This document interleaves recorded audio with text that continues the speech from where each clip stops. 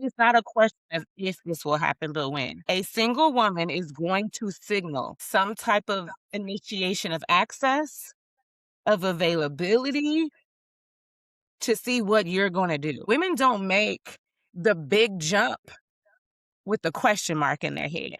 They make the big jump because they've made these subtle bids and signaling that you seem to not oppose. Welcome back to Before You Do with Verlyn. I am your favorite premarital coach and the auntie you didn't know you needed. This is the go-to podcast preparing 1 million women to be and stay happily married. We have Dr. Joyice Robinson Myers back in the studio today, and she is affectionately known as Dr. J. Welcome back, and thank you for joining us. Thank you for having me. I'm happy to be here. I can't wait to get into this. Since you told me about it and reading through things, I'm like, you know what? We're going to get right into it. All right. Today, we're talking about understanding boundaries and access in marriage. Let's start with what is something that people don't realize they need to understand about boundaries and access before they get married. Heavy on the before, right? That's like the premise of the pod. I had to think long and hard. I'm like, man, what is something that we need to know before? Because I feel like a lot of your guests cover a lot of things, but I found a sweet spot. Um, I think that most people think about boundaries as something that like we use it to stop a line, right? There's a line that's here and we need to create boundaries so we don't get close to it or so that we can draw it, whatever. And what people don't tend to realize is boundaries are really about how you manage access. Some people are married and they're too accessible. But even before we get there, I think really we should have a conversation about how am I going to manage my access to other people once I am a husband, once I am a wife.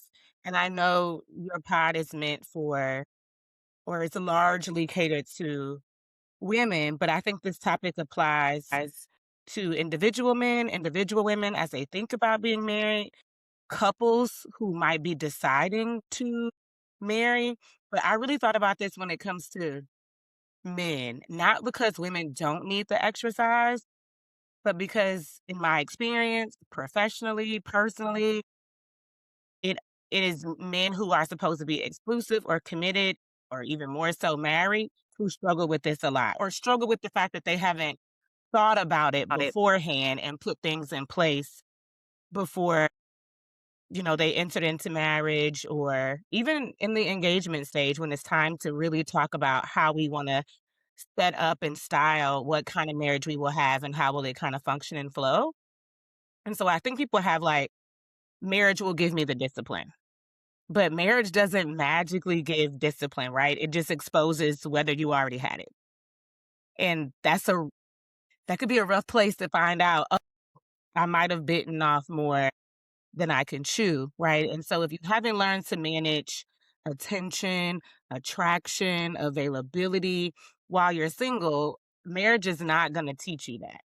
Like not in and of itself. It's just going to show you didn't do this work before you got here and all the other things that could come with it depending on the dynamic. I mean, and that's not unique to marriage, right? Like developing connection in up to any kind of relationship is going to show someone where their underdeveloped areas need to be worked on. And that's the point of dating. Like as you date, you understand yourself more, you refine your skill better, you prepare yourself for readiness. And of course, all those people you won't make it down the aisle to, but they're very instrumental in helping you so that by the time you do come across the person that you think you might want to come across the aisle, walk down the aisle to, you're ready for it, right? And things are put in place. So those things are just like learning yourself, giving yourself time to practice it outside of marriage. It can serve you well and be a great benefit once you decide to step into marriage.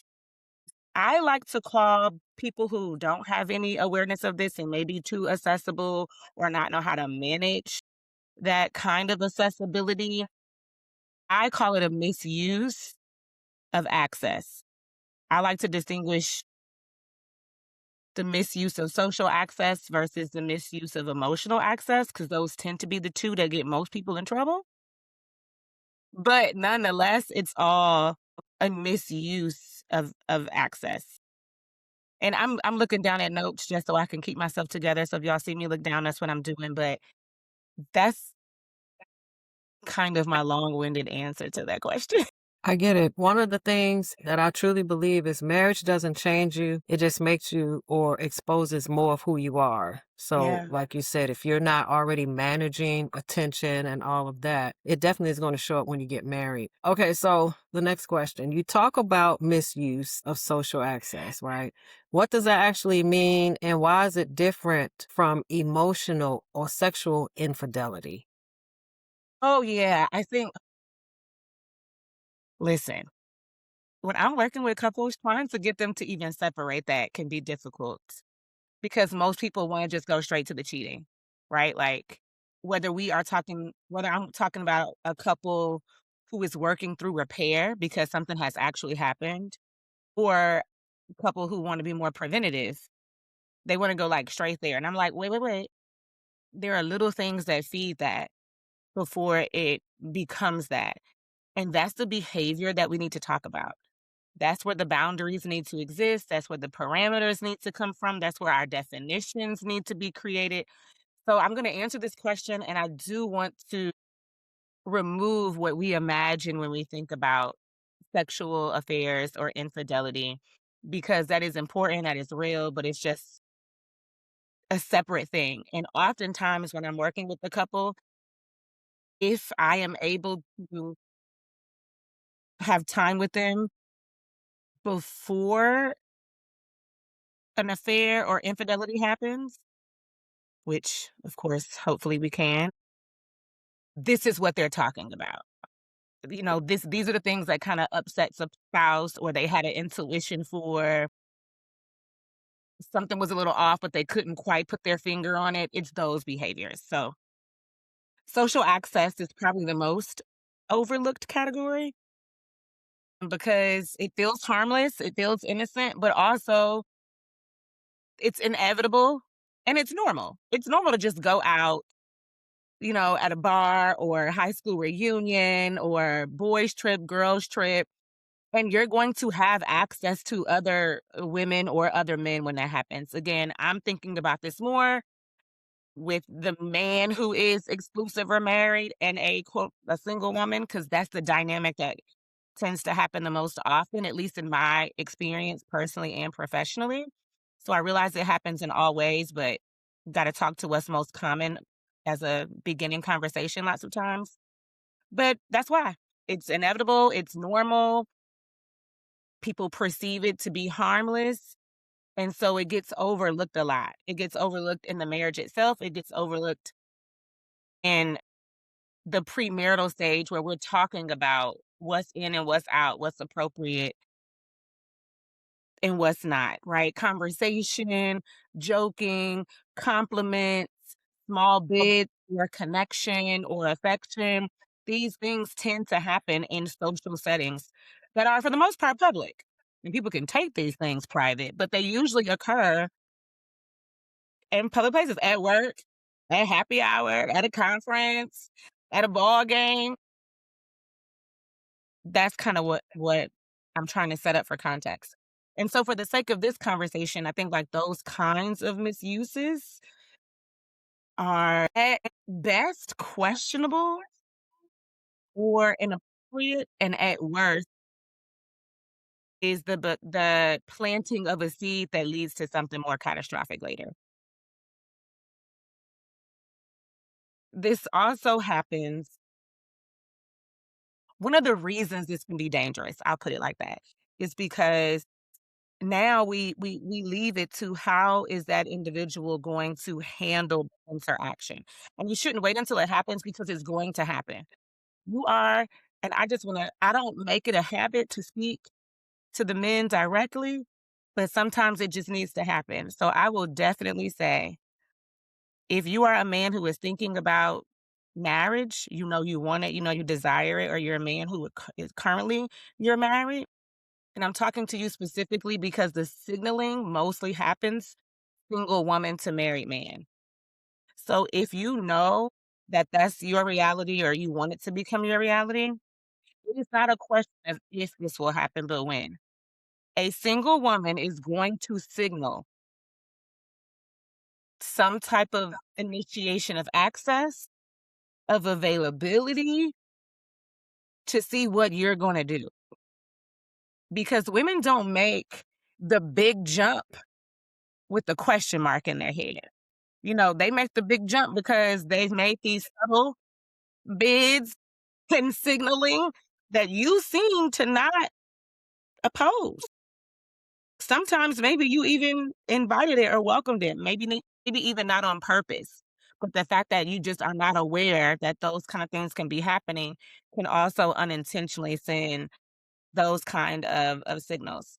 And I'm of the belief, because I've seen it so many times, and Miss Verlyn, you tell me, but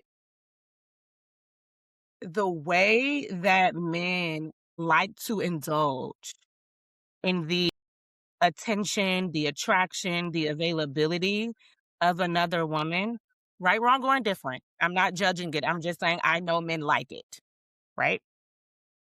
That the fact that you like it and that a woman knows it, right? So then when she gets ready to send the signal and you can pick up on it, like, oh, she talking to me. She's just saying, right? It's going to give you boost. It's going to make you feel good. It's going to make you feel like you still got it. It's going to do all the things that it's supposed to do because that's how attraction works. I don't think that that is necessarily wrong. We're humans. We're designed certain ways, things happen. However, the mere fact that that can happen weakens your resistance to protect what you're supposed to be protecting someplace else, which is why women probably shouldn't do that. But it's also why they do it. Because it's like by doing it, it's going to weaken resistance. Now, if your resistance is already up and strong and atom, then that little hit is not going to probably mean too much. But imagine if it's not. For whatever reason, you haven't worked out the muscle, things are rocky at home, whatever the reason. If your resistance is lower than her signaling, you about to be in trouble. Or you are at least creating a breeding ground for trouble to live. But what do you say, Miss Verlyn? Have you noticed that? Is it just a phenomenon that I have observed?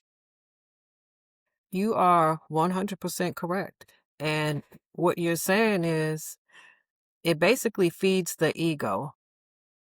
It feeds into that man's ego. If there was a fight at home before work, or if you're working through an issue, if there's any type of door that's open, then that's what's going on. It's like, oh, I can see a little peep. I see you don't have lunch, right? I got a little extra biscuit. I couldn't think of The anything else. what? What? Yeah, let's grab some. No, seriously, right? And it's going to happen for whatever reason. And we can have a whole nother conversation about why women do that, why that opportunity is there, but it's going to happen. So you should count on it. I think you should be, if you are a married man, I think you should be vigilant and look for it and not just like wait for it to passively happen to you and then decide what you're going to do. Right.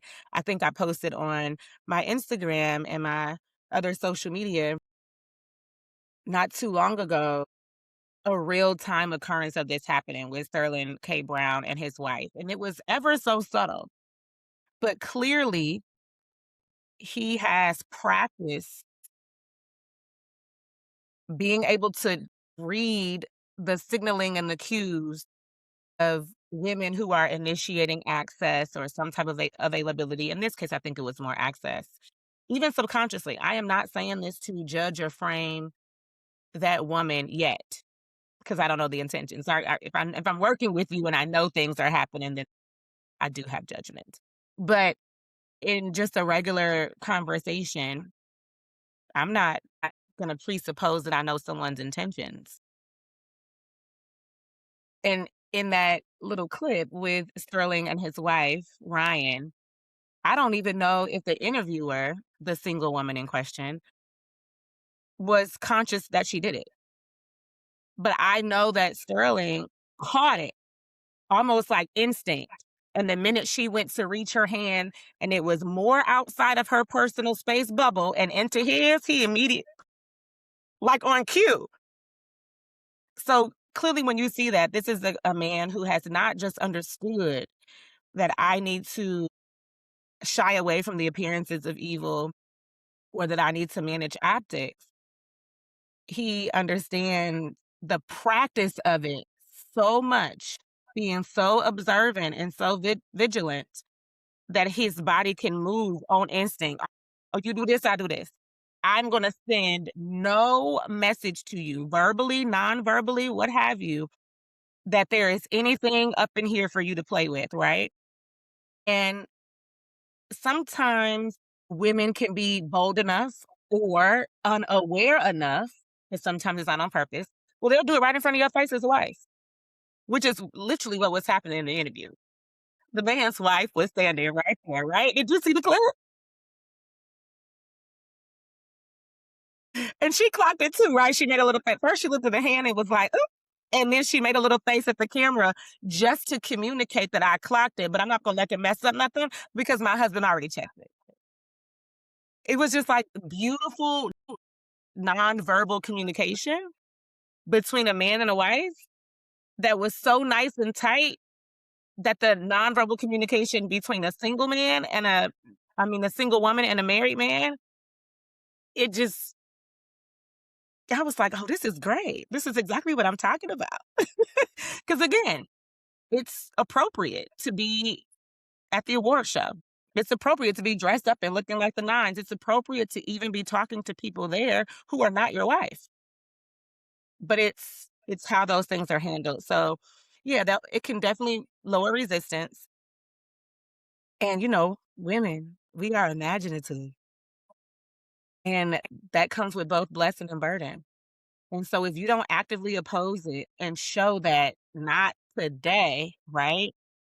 She's going to, in many cases, take the fact that you didn't oppose it outright, or that she can feel and sense the lowering of resistance as her end. That's what's gonna happen. So, I think that's different from the emotional misuse of access, emotional misuse of access, where now we're getting over into, you see, how can I put this? Because it's so nuanced. Like, that it's almost hard to talk about in a pre occurring way.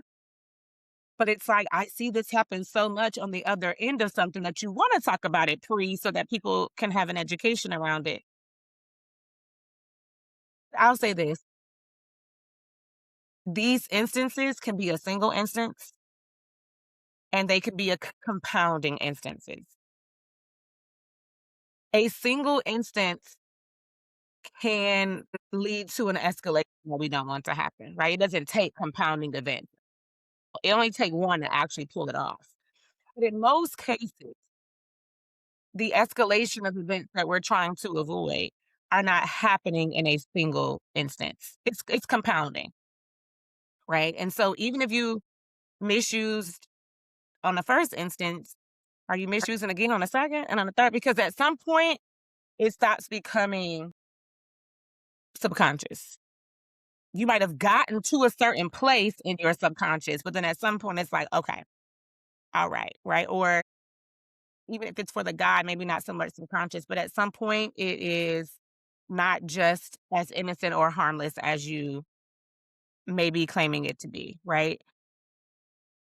So it can happen in that single or compounding way. However, when it comes to emotional misuse of access, it gets tricky because a bid for attention, affection, connection could be made, and it can go in either direction. A man, a married man can make a bid for it to a single woman. A single woman can make a bid for it to a married man. If the married man is making a bid for it, and the single woman accepts it. We have now crossed out of a social misuse of an emotional misuse of access and into the groundwork or the beginnings of an emotional affair. So while the social misuse, that one has, a better shot at being more compounding, the emotional misuse doesn't.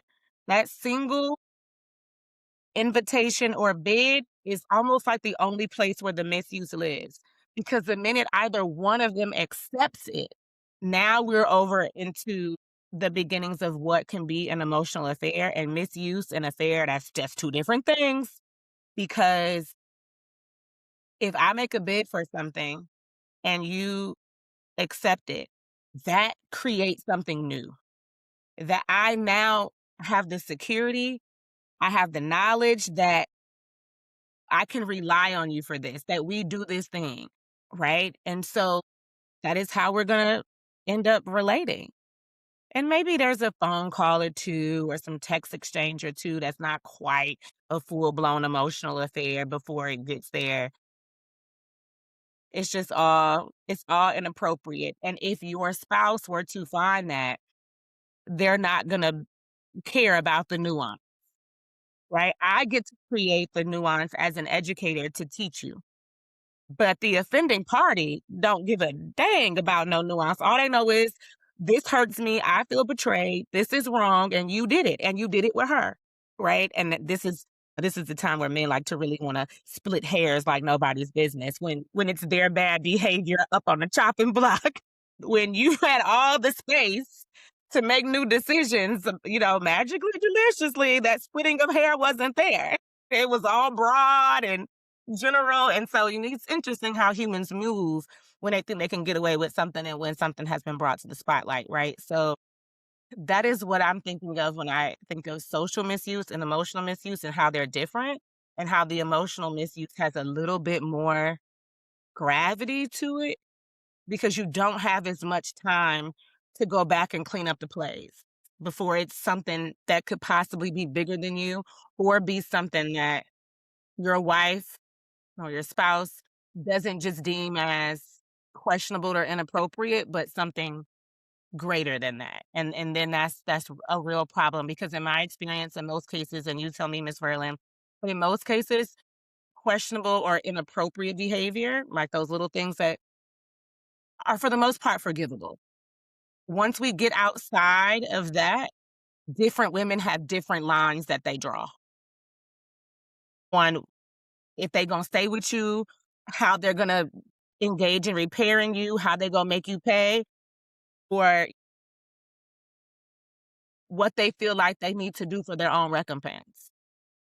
And it's like, yo, that's risky, because even if you had conversations and the woman or your wife told you where hard lines are, I know she did not give you the play of how she's gonna move once she feels hurt and betrayed. Even if she has a little idea of it, she's not gonna have full access to the knowledge until it happens to her. And that's risky. Why would you leave your livelihood and your what's next, your future, on what a woman feels like in her pain, in her hurt, and in her betrayal on the other side? Do y'all know women? That's not the best way to learn something new about them. What made you go down this rabbit hole? I had to tell everybody business if I answered that question. Oh, we don't want that. But no, seriously, I mean, I'm a married woman, right? I have the eye of a wife. I can't but tell you how many people commented in two different social media platforms when I posted the clip of Sterling and his wife, Ryan. Want to make sure I say her name. Who were like, I didn't even see that. I had to watch it 5 times, 10 times. I didn't even see it. And overwhelmingly, the people who said that were either men or single women, because the wives were like, clocked it. Maybe a wife had to watch it twice to catch a little bit more, but they clapped a lot in the first. And most of the wives were responding back, "This is a brilliant observation. This is a great analysis. This is, oh, I feel so seen," or "This is exactly what's missing, the opposition, not just the not inviting." They were saying things like that because they have an experience that easily gives them perception to events that otherwise people just might not be dialed in on. So I think it's that, but I work with so many couples. I work with so many couples, and these are just like the little foxes. You know what I mean? Like, if you are working with me before infidelity happens, I can hear the little foxes and we'll just have a conversation about it. Obviously, if you're coming to me after it's already done, but all we do is play it back and I'd be like, this right here, this where you should have, this is where, how did this? And so you can see these little things. So I also work with dating women where I ask them to ask specific questions as part of their vetting process. And a lot of times the men cannot fully bring themselves to answers because they don't have full identification with where the question is coming from. And I think that's one of the topics that we'll do later in the conversation. So I'll wait to explain in that then. But that's kind of how you sit with enough humans and their own human experiences and you just start to see trends and patterns. And, I'm trained as a doctor, an academic one, to not look for trends and phenomena in human behavior, but to also create theory out of it, to coin language, to be able to explain phenomena. And I'm not doing it in a nuanced way here, but to to explain it in a nuanced way, and you just start to see it, create language around it, and try to create some protections around it for education value for people who are going to deal with these experiences and create some repair value around it for people who are going to be hurt by it. And that leads me to the next question. Why is marriage not the ideal place to learn how to manage this attention and attraction? I mean, we might think it's obvious, but we need to talk about this anyway. Why is marriage not the time and the place to deal with this? Well, at least not fully, not the groundwork, right? Marriage is going to be a place where it gets more developed and deepened. And well, but the short answer to the question is because marriage is not exclusively a practice field. Marriage is the responsibility site, which means you have to already know how to do certain things so when you walk into the door, you can be responsible for them. It's hard to hold you responsible and accountable for things you don't have a lot of experience in practicing. The thing is, the person, if it's your spouse and you are hurting them in this way, whether you meant to or not, they're not holding you responsible or accountable to the action because it's very difficult to do that if you don't have any knowledge or practice, expertise, maybe even in it. They're holding you to them vows, you said. They're holding you accountable to, to that commitment that you made, right? And so it's important that when you swear an oath, when you make those vows, when you give your word, when you offer up your commitment, that it means something because what you are offering, you have already demonstrated your ability to be able to do. And not that you originally or first swear an oath, make a vow, make a commitment, offer up your word, and then hope that you can honor it on the other side of it, or believe that by way of giving it, it means that you can. And I see a lot of men make that mistake. And when you come into my office, I'm going to say, hey, hey, hey, I don't even know that you had a lot of time to practice this. So the thing that I'm asking you to be accountable for isn't necessarily this thing, though we'll definitely get there. It's these vows, bruh. It's this commitment. Didn't you say you was gonna? Why did you swear this thing if you already know you didn't have it in you to do? Like, what's up? What we doing? Because I need to not just hold you accountable and have you feel that, because it's you feeling that that's gonna actually let everybody in the room know if you're prompted towards remorse and recovery, and I need to know that that's in you before I ask this woman to do this with you. If that's not even there, we're not gonna waste my time, we're not gonna waste both of y'all money, and we're not gonna waste her heart, right? So, I gotta put you on Front Street like that to get a sense of what's in you, because doing that, it comes out. It's easy to see men who are ridiculously remorseful or embarrassed that they didn't know that before, that knowledge should have been something that they know, versus men who was just pretty much anything else, because it's a getting gamut of what can come out if it's not that. A whole tale of foolishness or ignorance or dodging the accountability or the responsibility that I am asking for you to, even when I give you the out on the behavior itself, I just want you to talk to me about why you made these vows. What happened? Where's the disconnect? And not to judge you, but for you to feel it, for me to have a good sense of what's going on. And if I get a good sense that you are remorseful and really would like to be engaged in repair work, I now know how to approach that repair work, because I can understand what went wrong or what you overestimated. Because a lot of times men are just overconfident and overestimating like their actual ability. And some men are doing this stuff on purpose, but for this conversation, I'm not talking about men who just got cheated in their heart. Because you're behind to be married anyways, and that's not even worth anybody's conversation. Girl, get out and move on.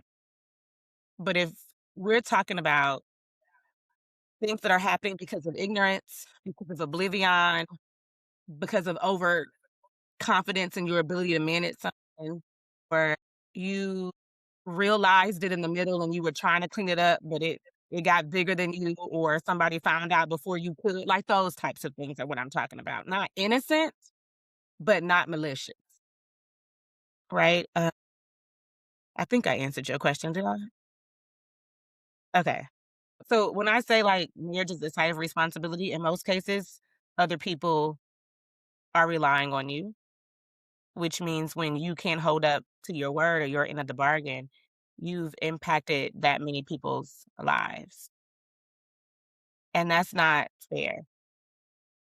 It's important to understand what the role of a husband requires before you walk into it, so that before you give a vow, you understand what you need to bring to it. And this brings up, I think this can be another conversation, Miss Verlyn. Didn't I say earlier I don't need to come back and I done had 2 conversations so far? But I don't have to be the person. I have found that this same concept or similar applies to another phenomenon that I'm still trying to figure out what I'm calling this, but for right now, I call it the practice of male monogamy. You could also say the practice of male abstinence. They go together, but I think monogamy is a little bit more punchy. It has a little bit more impact here. And right now, this is just a theory of mine. But as I listen to women who I connect with in my personal life, or women who I counsel in my professional work, it has proven itself accurate every single time. So it does make me feel like, while still in theory form, I might be onto something. And so what I found is that most men, once they begin having regular sex, whatever age that is, and in most cases across several women, right? They don't break that cadence until they meet the woman that they want to marry. And different men, they vary at what point do they make the decision to cut off sexual, emotional, or romantic access to other women, if they ever do, if they ever do. But again, that's people who just you got into marriage knowing you was gonna cheat. That was in your heart, and that's a different conversation. But they do have an understanding that in an exclusive or a committed relationship, and definitely marriage, that they're at least supposed to do those things, cut off those accesses to other women. So in many cases, that makes their exclusive relationship or their marriage the first site of trying to practice monogamy with the woman they've chosen. And it's hard for them. It's hard. And so when I'm counseling couples in committed relationships, they're not in marriages, but committed relationships, I often ask a man, and I actually wrote it so I would say it exactly like how I do in session. When in your dating life did you have a period of not having sex at all? to show discipline in the fact that sexual appetite does not need to always be constantly fed. Or I might ask, when in your dating life have you committed to having sex with just more than one woman that lasted more than 3 years? And they usually look at me and say, never, never. I also ask single women to ask this question of men that they're dating, especially if they can see it becoming more serious. And so I started to offer this question, like for single women, and ask it to couples because I was noticing a trend where couples were splitting around the 2 to 3 year mark, either because of inappropriate behavior, all the way up to full blown cheating. Because while those smaller offenses that I talked about earlier, the questionable and inappropriate, might be a space where wives are forgiving, but not necessarily girlfriends. Girlfriends will count their losses if they see it and be like, oh, I'm not going to deal with this. Right. So I had to start having women ask questions in different and in better ways because the threshold for that as a girlfriend is different than the threshold for that as a wife. Some women, if they can just see anything that even remotely looks like cheating, they'll be like, please, because they don't want to be made a fool where they're like, if I actually get married and you actually cheat on me, I'm going to feel like I knew that. I saw a sign of that back then, and I don't want to feel like I'm stupid according to my own self, right? They're like, they're stupid. They're feeling stupid because a man sold you a dream and then kind of find out it wasn't true. But what can you do about that one? No one wants it to happen, but what could you do about it? And then they're stupid because you're behind saw flags and signs, and you just acted like it wasn't there to get to an altar. And that's a different emotional manifestation when it comes to you. So some women, not so much. But these relationships are ending at the 2 to 3 year mark because of the inappropriate behavior all the way up to infidelity. Or you might can consider this noble, but again, the woman who you're doing it to, she don't feel that way. So, or it's because a man who has realized that having sex that long with the same person wasn't what he actually wanted, and he ended it to avoid cheating. But they're ending around that 2 to 3 year mark, and I'm like, what is going on? Obviously, every relationship that's ending at that mark, this isn't the issue. But where it lives in this house, many times the answer is, oh, this man has not practiced male monogamy. Now, I'll give it to him that this is happening before marriage, but it just still shines a light on why those skills need to be developed. If you're taking something all the way to thinking about marriage, maybe possibly even engagement without that being worked out, right? And so, unfortunately, I've seen this in marriage too, where the same benchmark of time, 2 to 3 years, usually raises the issue. And again, this doesn't have to be infidelity. It could just be those misuses, but it comes around that time because more than 2 to 3 years, you haven't practiced that. But a long term relationship, a partnership, a cohabitation, a marriage, whatever y'all doing in this new age world. But let's say marriage because this pod supports that. It's supposed to last longer than that. You can't blow out a steam in the third year, my guy. You can't do that, right? So if you've never practiced monogamy or abstinence before you marry, it's not going to magically, deliciously kick into gear on the other side of I do. At least not for men. Not in my experience personally or professionally. So it just seems like it needs to be a skill that they develop or at least create the space to try and practice before taking on the responsibility of being a husband. Yeah, I would say before you even promise a woman a real serious commitment, don't do it unless you know, "Oh, I put 3 years in the game. I've done this." Or unless like, there could be something especially true about you. Some men have been raised by really good fathers or grandfathers who just have put it in them. They don't need the practice. It's already a part of their stock. I mean, they're just built that way, right? And some have been hurt by their own parents' marriage when it comes to that. And you still get 2 different men when it comes to that. You get men who are like relationships are disposable and women are objectifiable, but you can also get a man who'd be like, "I would never." So, if you're dealing with a man who comes from one of those backgrounds and you feel safe with that, that's a different story. But if you're just dealing with a regular schmegular guy who doesn't come from, a huge family stock of this is the Smith men. We do right by our women. Like if you don't come from that, or you don't have some personal experience that whipped your behind in the shape, and ever since you started having regular sex, you just been like DMX say, Keisha, Monica, Lisa, Mariah. You just been, don't think you gonna find a woman who gonna be your wife and your appetite is gonna be quelled with just her. Not without practice. I'm not saying it's not possible, but not without practice. So yeah, that's how I wanted to close that question. Let me tell you, I'm just thinking. But I want to go back to what you said about the vows. Yeah, Is a different perspective. And so since we're talking about the man is married, he's the one who's making the vow, right? Is it all the responsibility of the married man who made the vow, or the single woman? Should she share fault as well? Miss Verlyn. The man is more responsible. Doesn't mean the woman is not culpable. Marriage does its best work in community. I tell my clients, you're going to be hard pressed to find a marriage that is both strong, sometimes I say strong or stable, mean the same thing. That is fine,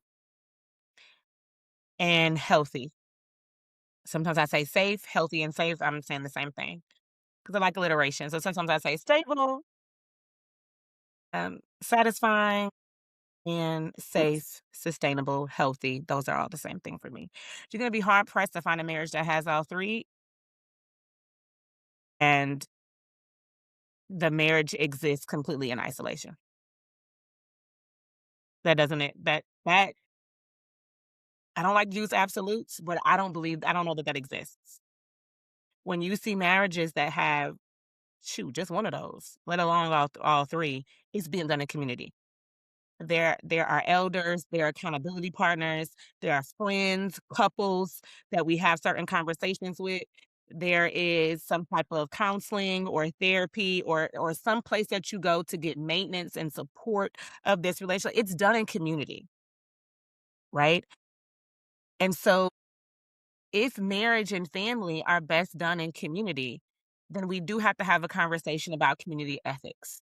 And community ethics, it does implicate how other people respect and respond to people's marriages. And so, because that's true, I can't say that a woman is blameless. But obviously, she's not the one who vowed the vow. So she doesn't have a responsibility toward the unit that we're calling the marriage. But that doesn't mean she doesn't have a responsibility of community ethics to just value marriage, because you wouldn't want nobody to do it to you. You wouldn't have wanted to secured a husband, if you will, and have somebody else violated to the extent that it's on life support or completely dissolves. So there's a community ethics, right? And that doesn't work just in marriage. We do that in any social context. It's like you can't get away with not respecting people, their belongings, their property, like that type of thing, and think that you have no fault. Like that doesn't work. The responsibility might not have equal value, right? There's different roles there, but everybody got their hands in the pot, if you will. I think a married man has a primary responsibility to protect his marriage, full stop. Like that's your responsibility, my guy. You shouldn't be sending out cues and you shouldn't be accepting them. So I understand how a single woman could be trying to corner herself off as different than the married man. I mean, and again, fine. You can do that with me as your practitioner because I'm going to see you in your humanity and give you that space. But your spouse is not going to give a dang about that nuance. So you know what I mean? Like, are you just making the argument so you can feel better or look better or so I can validate your humanity? Okay, I gave it to you. Now your spouse is still upset. Now what? You know what I mean? Like that doesn't do anything there. So I don't think she's off the hook, but I think we need to look at obviously the man more. Knowing that someone is married should raise your resistance to the man, not invite your curiosity. And you gotta ask yourself, why is it not happening that way? What's going on with you? What's going on? Especially if you are quote unquote not young. I'm not saying that we should forgive a 21-year-old or a 22-year-old for doing such things, but I could see how you got there. Y'all not 30 doing that, right? You're not 35-year-old side pieces. You're not 40-year-old side pieces, right?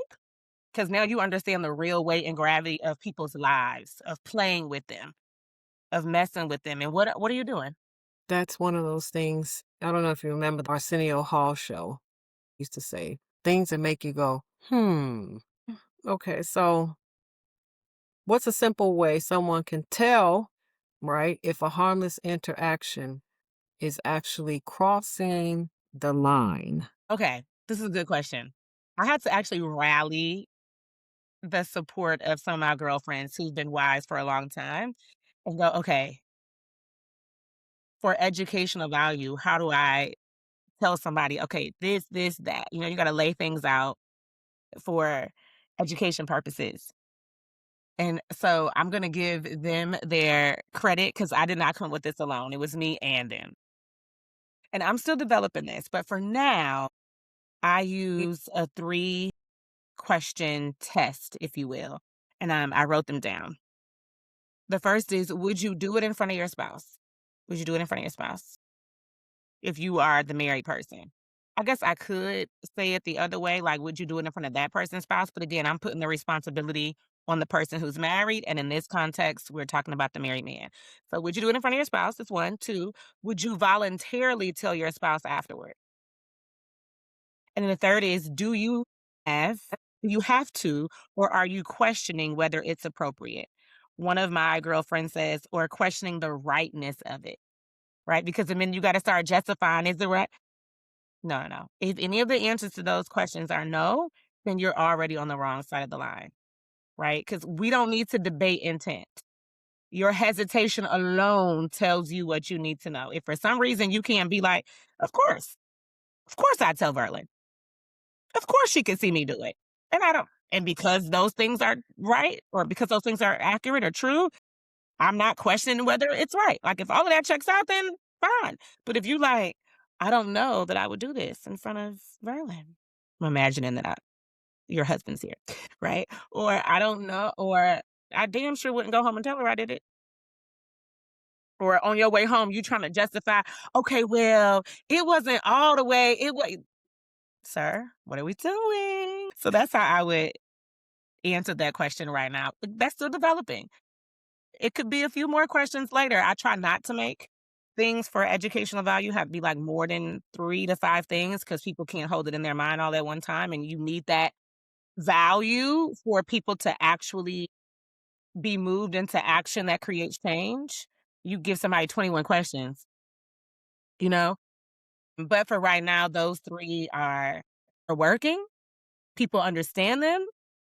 It pricks in convictions and hearts where it's supposed to, and a potential injured party agrees. They're like, "Yep, I like those." So that's what I'm rocking with right now. Good stuff. And you can't mistake them. It's either yes or no. So yes or no question. Yes or no. And again, the minute you try to fudge it and make it not be one, you already have your answer. Yeah. Um, I would say couples need to talk about how they want to handle social settings. Like, how are you going to manage that? And you can even say, for an example, a woman gives you a compliment, right? Say, for an example, you're out with your guys. It's a guys trip, and a woman wants to dance with you. And, I know some women and some guys who'll be like, "You better not be dancing with no woman." But I know some who are like, I actually don't mind the dance, but how it looks and what it sends, like, what are you doing? How do you want to handle when you need to exchange phone numbers? And you ain't got to exchange phone numbers all the time, but how do we handle that? How do we handle social media? How do we handle interactions that either need to be one-on-one or just the nature of whatever was going on, it ended up being one-on-one? Like, that needs to be talked about because what feels permissible to one feels threatening to another, and you don't wanna wait until these things are happening before you have any conversation about it. Sometimes you will have conversation and something like that will still happen, and you needed it to happen to really tighten up definitions and boundaries and how you will behave. So I'm not saying having a pre-conversation will prevent those things from happening altogether. But you don't want the first time you're even trying to think about it, process it, and figure it out to be when something has happened, because the fact that you are hurting or that you are offended gets in the way of the clarity that's necessary to like define certain things and put things into practice and perspective. And while a preventative conversation always looks and feels different than an intervention conversation, having the preventative conversation helps with the intervention. It shouldn't become necessary. Yeah. I agree 100%. And that's why I have this podcast so we can have these conversations because this is the first time this topic has been introduced. This is really good stuff. Really? I know for me, even when I'm doing pre-marriage coaching, I have a boundary. I either do it with women exclusively or like I'm working with a couple now. But for us, we don't work with the opposite sex alone. That's not what I'm saying everybody needs to do. That's just the boundary that we have established. Again, because an ounce of prevention is worth a pound of cure, right? Come on. And to just add a little color to that, because I want to show that each marriage can have its own boundaries and they don't have to be identical. They just need to be agreed upon by the people who are in said marriage. We have something similar, but it's not identical, right? I work with largely couples and women, but I will work one to one with the man. But that has its own parameters. And in most cases, it's my husband needs to be okay with like who it is. Because most of the time, the men that I counsel, it's happening in our social interaction. Not they're not purely strangers. And I could have reason to, or just to be preventative, have him sit in on a session or so. So it's not like that they're completely off limits, but again, it still has boundaries. So I just wanted to say that as an example of marriage doesn't have a formula where everybody has to do it a certain way. It can be different, but it does need to be that we have boundaries around things we want to protect and that we honor those boundaries and we do the things to help protect them. Exactly. Absolutely. Why do you, especially with all of your experience, think that affairs start in places that don't look dangerous, that look innocent? Because danger doesn't announce itself as danger. Danger doesn't come in and be like, woohoo, I'm dangerous. Danger comes in and say, I'm familiar. I'm comfortable. It feels good. I'm accessible. All of those things feel good to humans. Familiarity feels good to me. Comfort feels good to me. Accessibility, especially when I need something or want something, feel good to me. And it feels good to every human, right? So danger doesn't say, hello, I'm danger. You might want to run. And oftentimes people pass those things off as harmless, as innocent, right? And when women, now, see, this is a whole nother conversation. I'm at three. I'm at three. When wives decide to enact an unforgiving amount of vigilance in the name of protect, they're awfully they are often the ones who are deemed and branded in the negative as insecure, as doing too much, as whatever, whatever. But the reality is, this is not even what this pod is supposed to be about. This deserves its own conversation. But for right now, the reality is, if you've built a life with a man, I think you got an argument 1 year in. But definitely if we're talking years, you've built a life with a man. You've bore his children. Y'all run a business together. Y'all own a house together. Whatever the things are.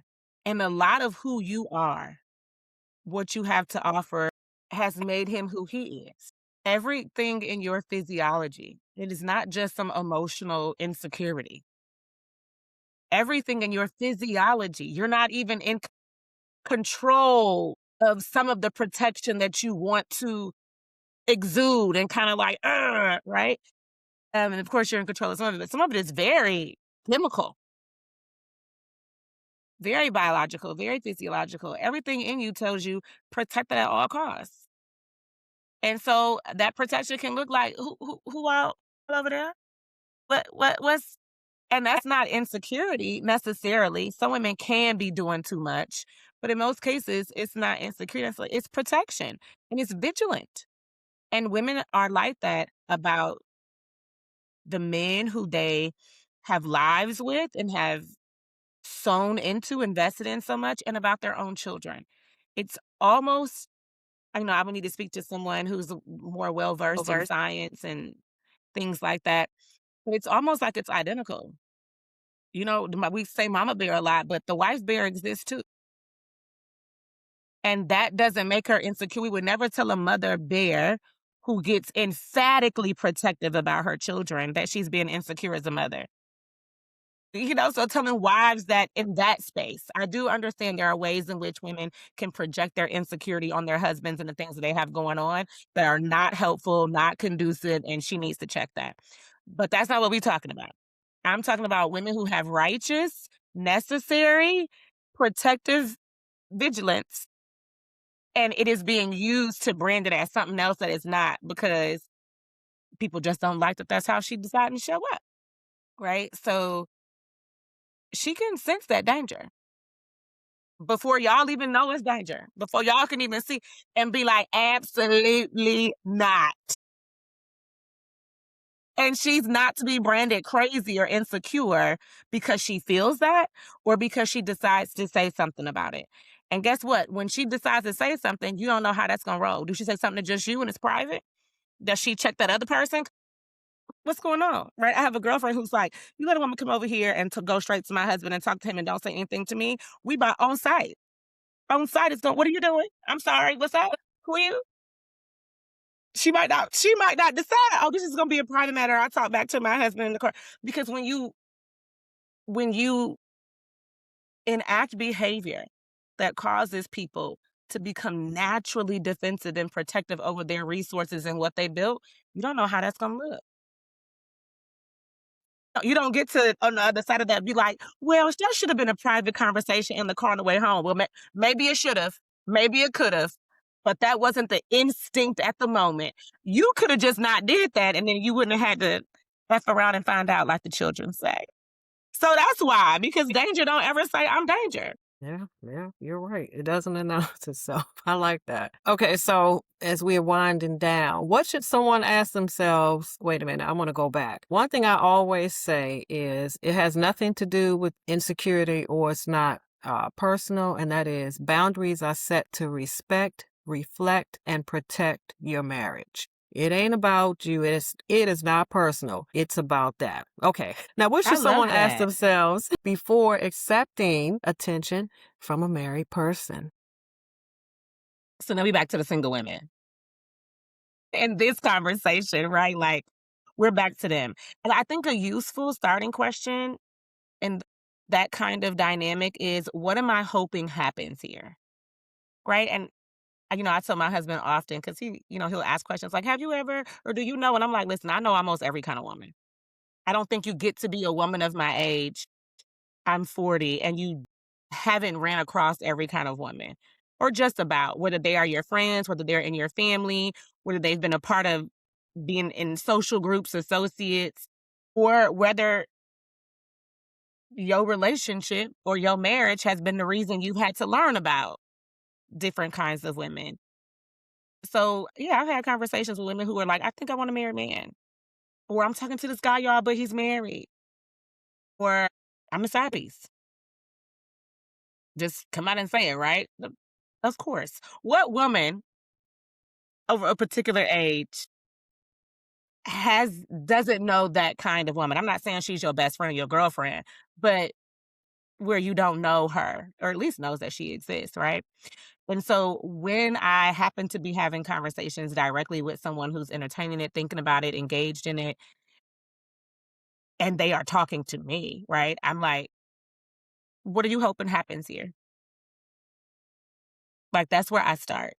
Because if the answer requires that someone else's vows have to be compromised or broken, what are we doing? What are we doing? Right? Like, accepting attention from a married person, or in this case, a married man, isn't neutral. It just isn't. Even if you want to play, well, I didn't know. I give that to you at the beginning. But at some point you did, right? That's what I'm saying. Even the smaller things, at some point, you can't claim that. This is a choice. And choices tell the truth about values, even if you don't like what they reveal. Right? This is why you don't get to claim, you know, or you don't get to feel away, right? Be in your feelings about how the injured party is conceptualizing you, because your choices reveal the truth about what you value, whether you like them or not. The revelation has already manifested, and people have opinions about that. And that's what it's going to be. And they're going to have real hard opinions if you are what they perceive to be, or actually are, the site of their injury. That's just what it's going to be, right? So many of my conversations with women, whether they're trying to protect themselves or their marriage, or whether they find themselves on the other end of some affair or cheating and they need to regroup, what often comes up is the issue of number imbalance and the scarcity mindset that it creates. And so it's like a question you asked me a few questions ago, and I was like, I think it's coming up. And so this is that. Women name the reality that there are fewer available men, and how that reality can lead to some single women approaching or entertaining unavailable married men, because quite simply, there isn't enough to go around. Okay, I'm a reasonable person and I honor everybody's humanity. Well, when I'm not the injured party, right? Because that stuff be going out the window when it's you. But as a practitioner, I'll give you what you're looking for so that the work can move on. But because the work is not gonna, I'm gonna give you that and you still gonna have to be accountable. I'm gonna give you that and you still gonna have to, right? So I'll give you that. So, okay, let's go with that. Let's play ball with that idea. Especially if a single woman who entertains married men, or maybe thinking about it, uses that. Well, it's not enough men to go around. Let's play ball. This is usually not offered as an endorsement of behavior, the scarcity thing, right? The imbalanced numbers. It's not usually offered as an endorsement of behavior, but as an explanation of the environment in which it happens in.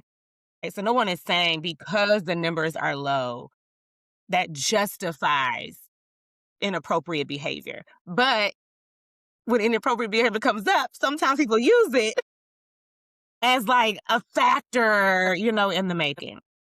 But this is why protective behaviors matter. And so I often have this conversation both with wives who are trying to safeguard their marriage and with women who find themselves in this position. And in both cases, I make the same point that scarcity does not authorize unethical access.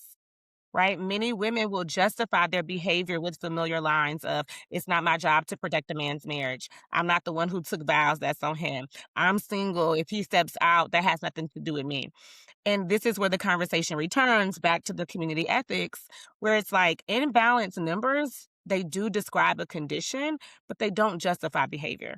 And so the presence of fewer options does not entitle someone to access what already belongs to another person, right?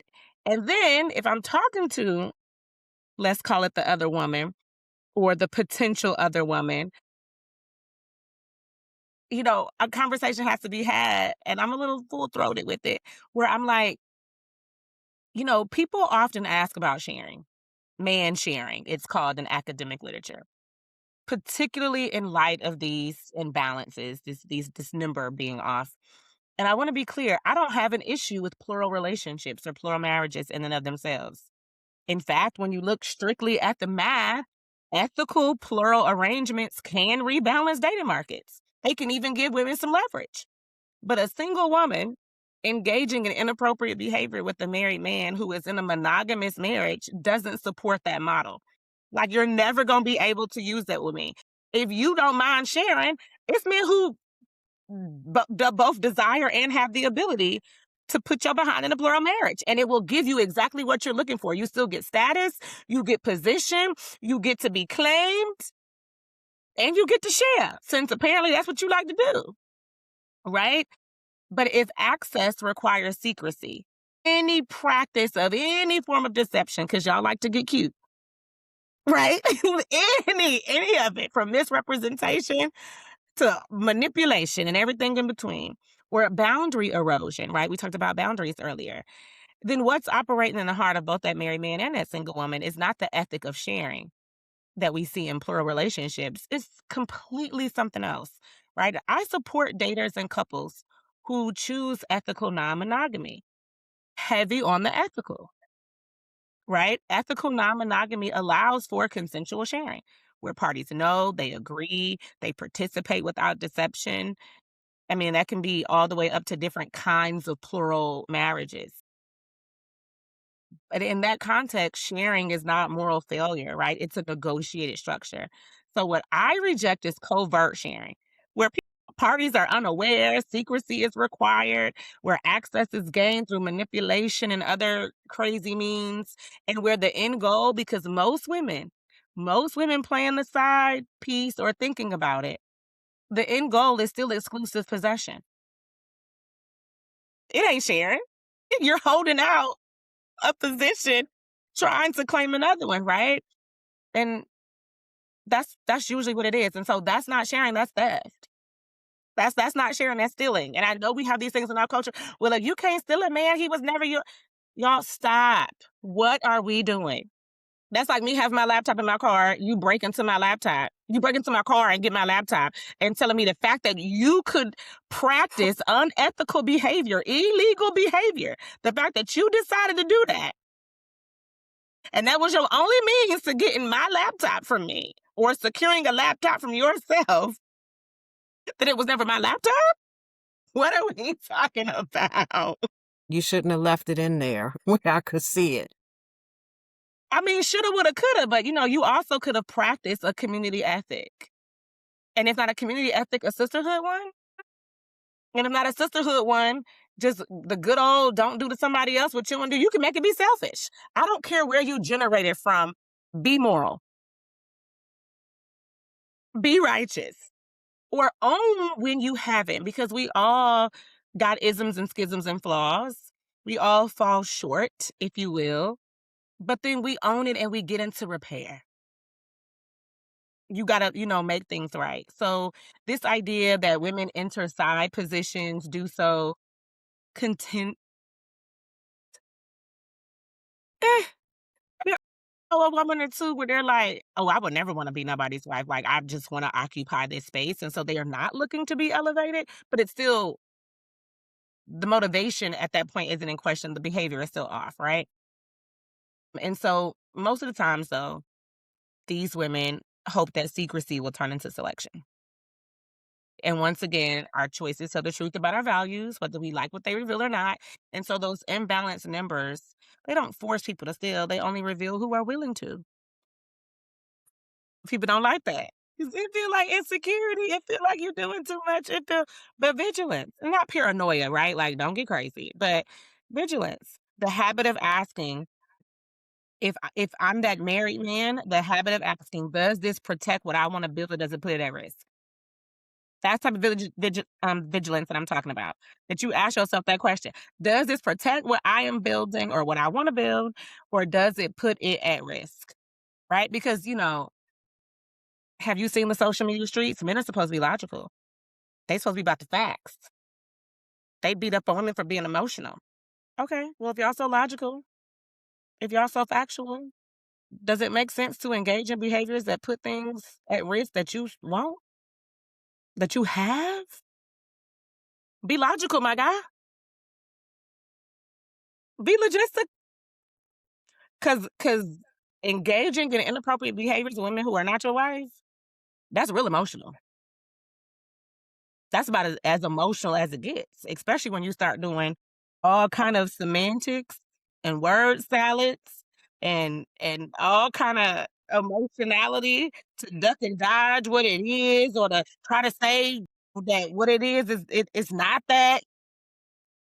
I just be watching logic go out the window. I'd be like, "Y'all the log what?" So, make it make sense. If you want to be seen like that, respected like that, regarded, fine. I have no problem with however you wanna present yourself or wanna be perceived by others, but then make it be a through line. Cheating, inappropriate behavior is not a logical exercise. It's an emotional one. Even if you just claim it's sexual, it's still feeling some part of your ego, which is still part of your emotional self, right? So, marriage isn't protected by love alone. Right? It's protected by consistent practice decisions that uphold vows, respect spouses and children, and honors your word or commitment. So, what is that one habit you should ask yourself? If I'm thinking about the view of a married man, vigilance, and be asking, does this protect or does it put it at risk? And there's no gray line there. You can't fudge it. It either protects it or it puts it at risk. What you doing? That's good stuff. That. All right, we're going to end this right here and right now. Dr. Joyice, oh my gosh, Robinson Myers. All right, this has been more than informative. It has been very, very eye opening. Joyful gratitude for being here and sharing your thoughts, your expertise, your opinions, your evaluations. All of that is so greatly appreciated. If someone wants to connect with you, how may they do so? So I have a personal page. It's just joycerobinson.com. Joyce is spelled Joyice. But I also run a small relationship education center here in my city in DC and relationshipeducationcenter.com if you want to be more engaged with my work or my services, and joycerobinson.com if you just want to know a little bit more about me. I actually have an article coming out on my blog that'll be at joyicerobinson.com. I think tomorrow, Miss Verlyn, tomorrow. So if you wanna read more about some of what I talked about here in this space, that'll be available for you by the time this pod drops. Absolutely. And I'm going to put all of that in the descriptions or the comments as well. Thank you to the audience for joining us. Make sure you hit the like button and the subscribe button and make sure you share. Again, thank you for joining us on Before You Do with Verlyn, the go-to podcast helping prepare 1 million women to be happily married. Make sure you check out Dr. Joyice, affectionately known as Dr. J. Check out her website and all that she is doing in and for our community. Thank you so much. Thank Make you. sure you visit my website, verlyntarlton.com. Until the next time, may you experience extraordinary love. Bye for now.